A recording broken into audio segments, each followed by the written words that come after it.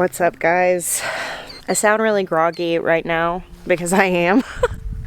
Because I went on a field trip with Ezra and his class to the zoo today, which was super fun. It was also a lot, and I came home and took a nap. I just woke up, so my kids, I got out of bed and Maya had gotten them.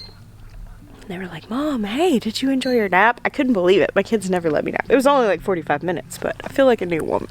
So I was doing a little bit of meal planning, and it reminded me that I wanted to come out here and check on these beets. So I've got this row of beets growing in here, and I wanted to see how many of them were like usable. Some of them are still on the small side, but I definitely have a few that are pretty good sized.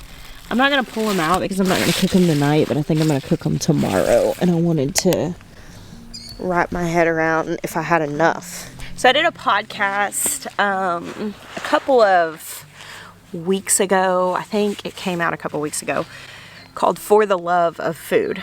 And it is one of my favorite podcasts that I've done so far. So I love growing food at home because of the security. I think that has been such a common topic that we talk about, especially since 2020. I know a bunch of people jumped into growing food because they were so alarmed by seeing empty store shelves. I've had some people tell me that they never saw empty store shelves. The stores were empty where I was. Not for long, but it was still bewildering.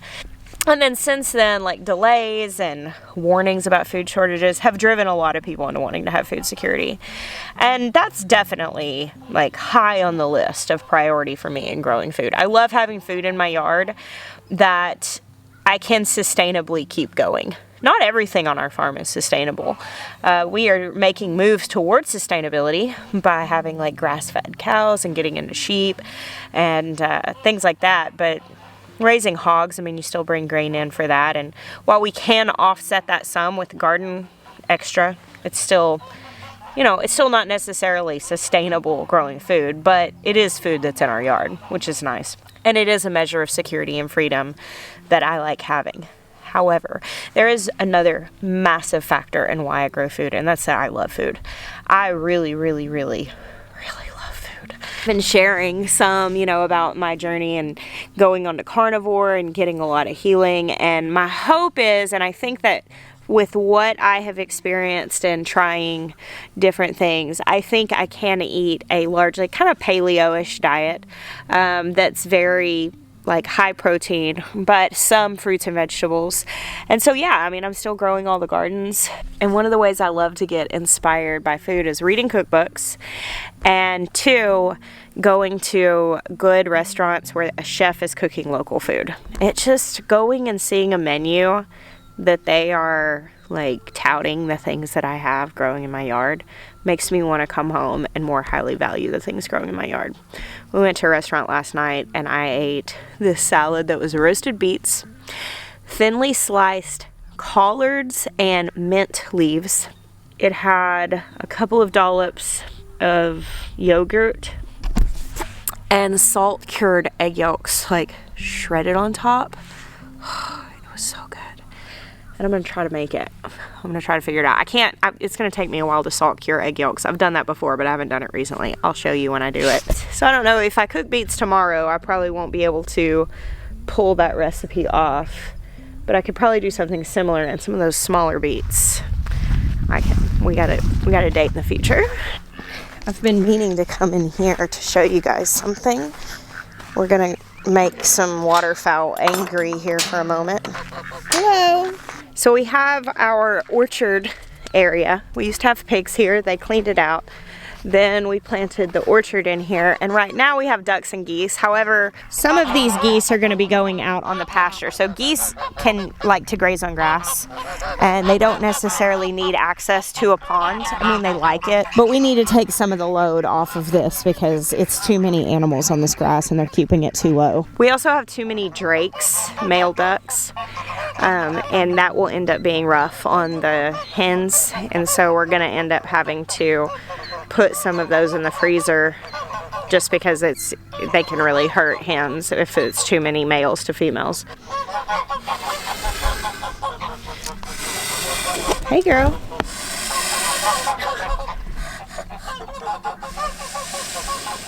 I got one mama here. She's obviously mad. There's another mama sitting right back in there. I don't know if you guys can see that. There she is.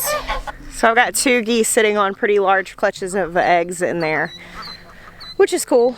I don't really need any more geese, but we'll either sell goslings or, I don't know. It'll be fun to have some babies for a little while. The ducks and geese, people ask, why do we have those? Now, the geese we're talking about putting out in the field so they have more pasture to graze. I don't know why we have that many geese. That was actually that was Jeremiah's decision. In the future, I would like to maybe raise some geese for meat, but I don't know that I would necessarily use any of these because simply at this point they're all over a year old, and I just don't know that would be the best thing. But geese do serve the purpose of pest control. They're very loud, so they can be a deterrent to things like deer. It's kind of one of those things. People will have guard geese for different flocks and different things like that. The thing they really do is they make a lot of noise. So will they scare something off? Maybe. Will they alert you that something's there? Yes, maybe. So I like the idea of putting them out on the pasture and just letting them graze. It's cool if they're going to hatch out clutches of goslings. We've talked about taking some of the eggs and just hatching them in the incubator, and then we can sell them. Of course, they would be mixed breed because we have Toulouse, Sebastopol, and buff geese all together. But we could potentially separate them. We have males and females of all of those kinds. So we could put them in different groups and breed them. That's a possibility. At this point, we're just not trying to do anything with them. The ducks, however, we keep for eggs. Last year we did have a couple of ducks hatch out, some ducklings, and that's how our flock has gotten even bigger than we initially had it. But duck eggs are fantastic for baking. They have some of the best eggs for baking. The thing with ducks is that they're really messy, and I never liked keeping them when we did not have a pond. Because if you have them in with other birds, like chickens or anything like that, they're going to just make such a mess of any water you have out for those birds. We would put kiddie pools out for our ducks, and we would have to fill them up sometimes twice a day because they just made them so dirty. We had them on the big pond, but they were getting attacked by some dogs coming around. Now we have our property fence, and I think they'd be safe, but we started planting stuff around the big pond, like asparagus and daylilies and different things that I don't really want to put waterfowl out there. But I plan on just leaving the ducks in here on the little pond, and they will provide eggs. We are going to go ahead and process those extra drakes. But in order to raise ducks for meat, I would probably do a breed like Pekin or something that are larger and grow faster. These are going to be a little bit older being processed. It doesn't mean that they're not usable. It's just not going to be as succulent and good for roasting. The eggs, and they also are providing pest control. So eventually the hope is here in this pond we have the orchard, and once the trees are larger, we have them caged right now, but once they're larger, the idea is the ducks can live around the trees and will help with some of the insects that commonly riddle orchard trees. My man children. How was the gym? It's good. Good. It's good. Well, I'm so proud of you. Oh, sweet Maya. You know what I was thinking? What? Did you double check that she was a girl? Fraulein? Yeah. You asking me if I double checked if Fraulein was a girl? Yeah, what if I'm wrong? Yeah, she's a girl. You sure? Now I'm nervous. She's a girl. Like, surely I would have noticed if she was a boy. I'm still an amateur cat person, so. Oh my gosh. Katie, you better watch out. Don't get stomped on. Will sent me a video today of Gabriel walking with Katie through the field, and he looked like her security detail. This is the stuff that we learning homesteaders lay up in bed at night thinking, it was a girl, right? Look at her little halter that she's learning to have on. What'd you say? So yeah, I think I'm right. Of course you're right. See that little puff underneath her tail? Yeah, she's a girl. Goodness, look. You made a video. I edited the video. It was all gooey when I was checking. I wasn't sure. Y'all look at Froyline. She's got her little halter on. She's learning to get used to. Hey, girls. Hey, girl. She's getting her summer outfit on. So Jeremiah has started drying off Helen. I don't have to start drying her off, but Well, you were gonna have to start in 2 weeks. yeah, she needs to be no later than May 1. Yeah. But the amount of milk, her production has just been going down for whatever reason. Well, she's pregnant. And now what I was thinking about was how much milk we're getting for the same amount of feed. And then I was like, that's actually not worth it. So we were getting like out of her, she gets milk twice. So it's twice I have to run her through the system. And we're getting like a gallon each time, so 2 gallons a day. Yeah. Whereas Freya's given 3 gallons a time, so 6 gallons a day, and the same amount of feed. Yeah. So I was like, we're just gonna dry her off early. Yeah, that'll also mean less time, and we have enough milk with Fern and Freya being in. So Fräulein, we gotta get her name. We gotta get in the habit of saying her name right. It's actually Fräulein, is how you actually say it. Fräulein. It's German. No, some of our viewers who are German have told me. However, there's a Coulter Wall song, and he says Fräulein in it. And we're country. We're country people, so we say things wrong. Huh? Her teeth are getting bigger. Hers are getting bigger? Now that the calf's been spreading around. Yeah, we're really hoping that Fern's udder teat development will make her a little easier to hand milk. Those cows sure do love you, Maya. Yeah, it's because I'm the feed daddy. Alright, so here's what I wanted to show you guys.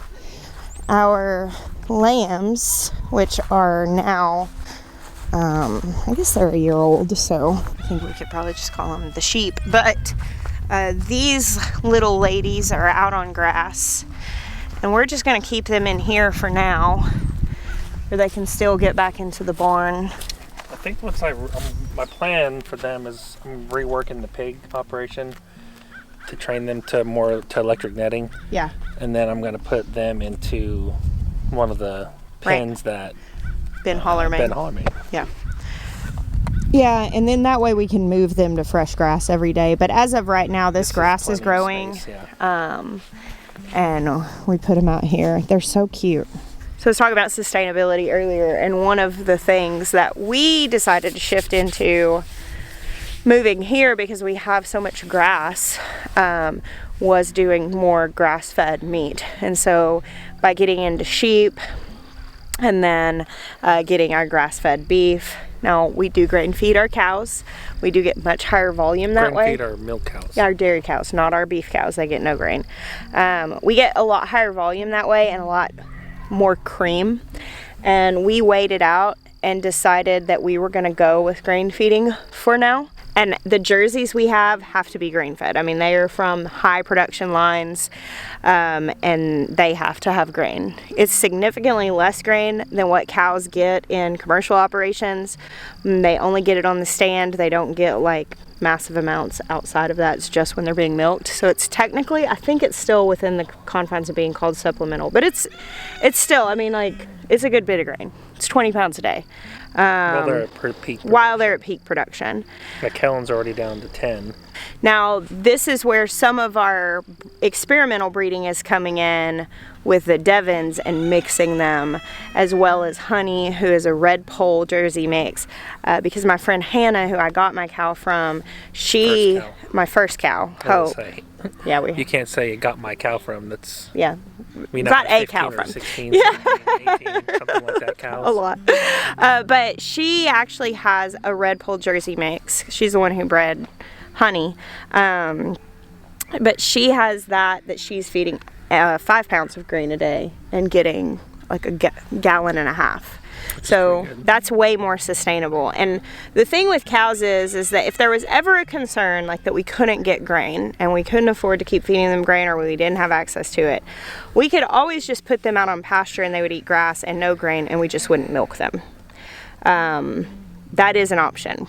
We call putting them on the shelf, or just letting them go cow in the pasture. Just think about putting a cow on the shelf.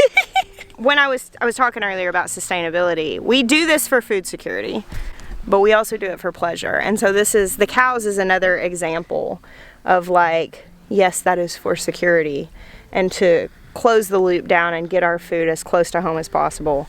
But wanting that Jersey milk and all that cream, that was a foodie choice. Foodie.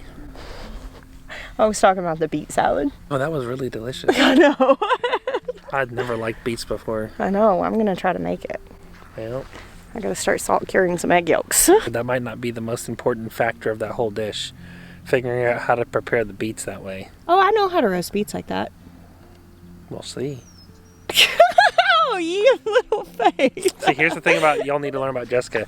When challenged, she excels. Is this a beet roasting Not competition. Like, I'm not saying, oh, I'll outcook beets. Oh, if you try to compete with me, No, I'm it's out over. tap. I But don't if wanna I say, I mean, if you can cook the beets as good as they did, she'll be like, what?